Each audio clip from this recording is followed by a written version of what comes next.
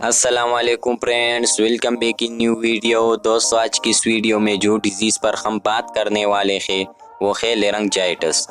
تو بات کرتے ہیں دوستو لارنجائٹس کیا ہے، اس کی کازز کیا ہے، اس کی سمپٹمز کیا ہے، اور لارنجائٹس کو ٹھیک کرنے کے لیے ہم کون سی میڈیسن یوز کر سکتے ہیں۔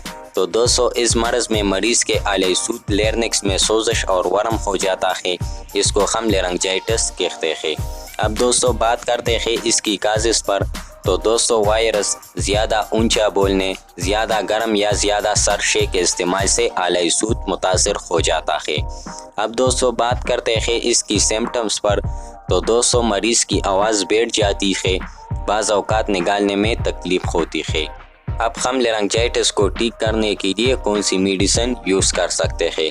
تو دوستو اگر بیماری وائرس کی وجہ سے ہو تو کسی اینٹی بائیوٹکس ادویات کی ضرورت نہیں ہوتی، خود بخود آرام کرنے سے ٹھیک ہو جاتا ہے۔ اگر ورم کی وجہ بیکٹیریا ہو تو اس کے لیے ہم یوز کر سکتے ہیں ٹیبلٹ لیپلاکس۔